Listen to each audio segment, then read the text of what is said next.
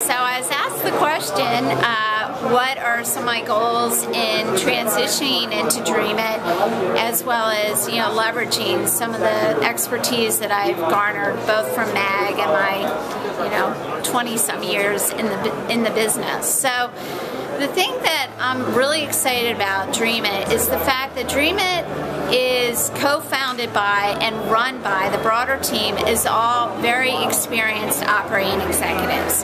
And I think what's happening now, especially with the whole Kauffman Foundation study, which talked about venture capital and the lack of returns in venture capital, is that venture capital is cycling back to its roots.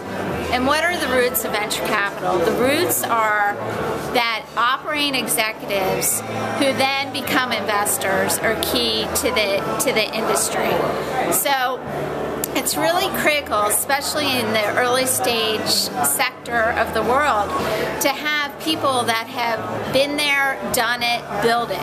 And so the early stage entrepreneurs really need the support, advice, and expertise. I kind of call it the holy grail, to entrepreneurs when they're seeking investors. There's investors that have cash. There's investors that have startup expertise.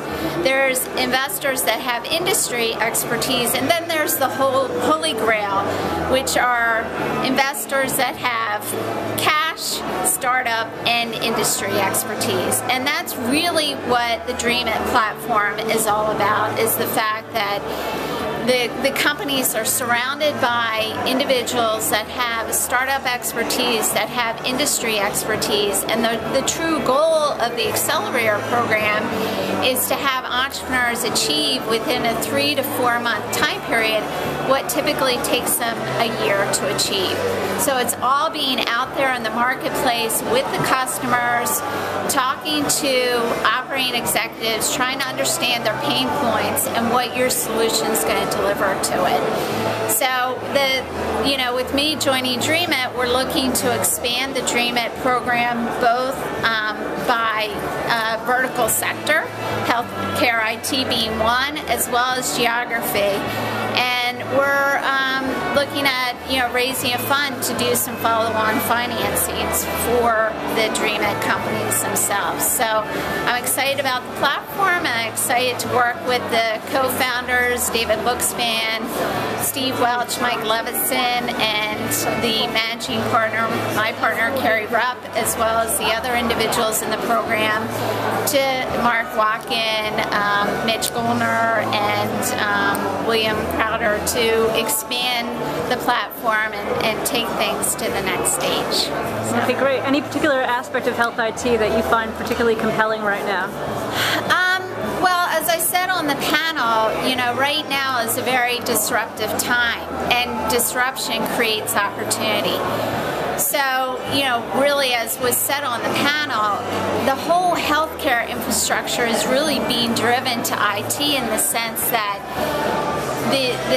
what's being legislated, what's being required, what the answers to the problems in our healthcare system, they're really data-driven. So any type of platform that's associated with analytics or operational, enhancement based on data and analytics is a huge area.